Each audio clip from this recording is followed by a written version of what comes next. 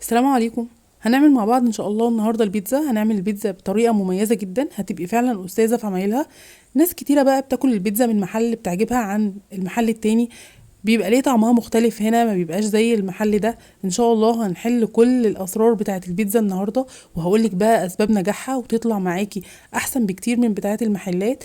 بامر الله هتبقي فعلا استاذ في عمايلها. هقولك بقى على كل كده التكات والتفاصيل الصغيره اللي هتخليكي تعملي البيتزا القمر بالشكل اللي انت شايفاه ده. ومش بس نجاح البيتزا في العجينه بتاعتها المظبوطه، لا، في اسرار وتكات كتيره لازم تعمليها عشان البيتزا بتاعتك تكون مميزه. واهمها الصلصه، لازم الصلصه بتاعتك تكون مميزه، هنعملها النهارده بطريقه احترافيه. يلا كده نسمي الله. واول حاجه لازم نعرف الفرق بين البيتزا الايطالي وبين البيتزا بتاع المحلات او البيتزا المصري بتاعتنا. البيتزا الايطالي بتتكون بس من دقيق وخميره وميه وزيت، ما بنضيفلهاش اي حاجه تانية، وبتكون كده سوفت يعني رفيعه، ما بتكونش طبقه العجين بتاعتها تخينه او سميكه. تمام. البيتزا بقى بتاع المحلات بتاعتنا او البيتزا اللي بنعملها في مصر عندنا، بتضيفي المكونات ديت وبتضيفي عليها لبن رايب او زبادي او لبن بودر، بتخلي العجينه بتاعتك كده غنيه او مميزه علشان الطعم يظبط معاكي. تمام. يلا كده نعمل بقى البيتزا بتاعتنا اللي هتبقي فعلا استاذه في عمايلها. هننزل كده بكوبايه من الميه الدافيه، عليها معلقه كبيره من السكر، معلقه كبيره من الخميره البيره، وتقدري تستخدمي الخميره الفوريه. تمام. انا هنا استخدمت اللبن الرايب، بيخلي العجينه تحفه وبيخليها طريه جدا وهشه جدا. هتجيبي كده كوبايه من اللبن وهتسيبيها في مكان دافي بدون ما تغليها، يعني مش هتغليها، هتسيبيها كده لمدة ليلة. هتبقى هتروب وتبقى بالشكل اللي انت شايفاه ده. هتنزلي عليه بثلاث معالق كبار من الزيت، حوالي ربع كوباية كده من الزيت، ورشة كده من الملح. وهنقلب بقى كده المكونات كلها على بعض.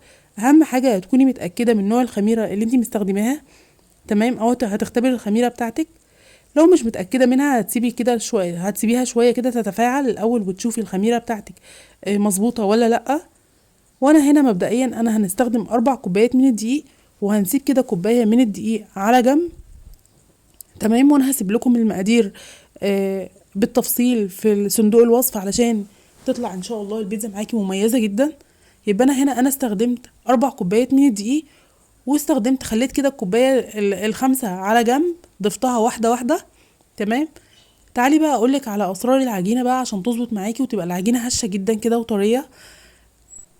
العجينة لازم تكون بمية دافية، ما ينفعش تكون بمية باردة او بمية سخنة جامد علشان ما تموتش الخميرة.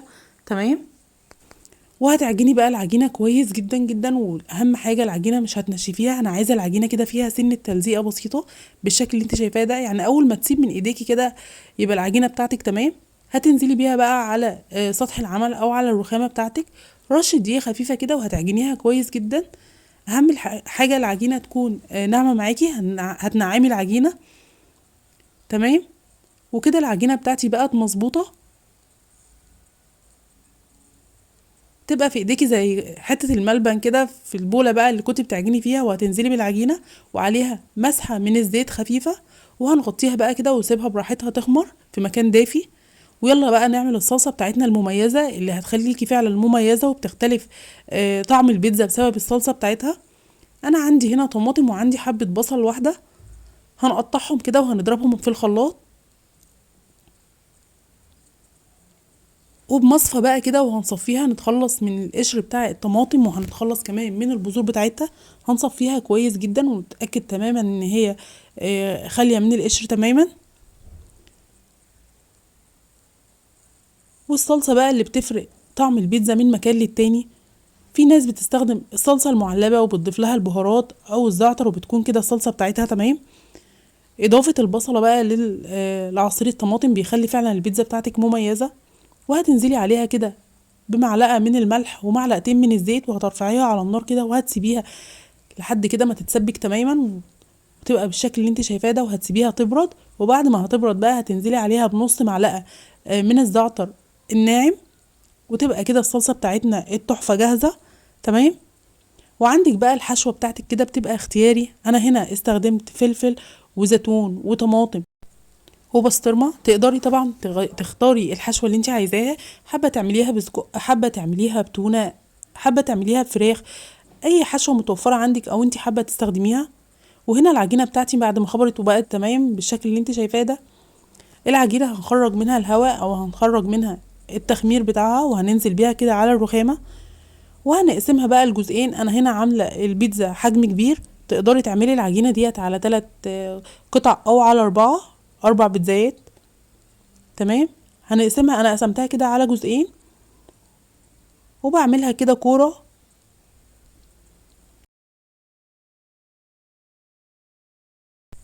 يعني حجم البيتزا بتاعك انت اللي بتتحكمي فيه على حسب الحجم اللي انت حباه.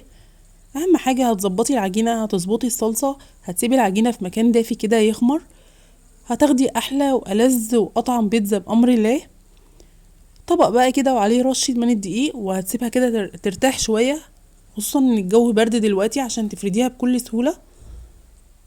وهناخدها كده وهنفردها كده نص فردة، وهنسيبها ترتاح كمان 5 دقايق علشان تعرفي تفرديها وتبقى الموضوع سهل معاكي وما يبقاش الموضوع صعب. تمام. بحاول اسهلك الموضوع على قد ما بقدر علشان تطلعي فعلا تعملي البيتزا كده باحترافية وتبقي استاذة فعلا في عمايلها لو اول مرة تعمليها. وبتاخدي بقى العجينة، ما شاء الله العجينة مرنة جدا وبتتفرد بكل سهولة، وبتفردي كده بالنشابة من جوه لبره. وعلى فكرة لو مش حابة تستخدمي النشابة، هي بتتفرد بالايد بكل سهولة لانها متخمرة صح جدا. اهم حاجة في عجين الشتا ان انتي تخمري العجينة كويس وتدفيها كويس، هتبقى العجينة معاكي مظبوطة.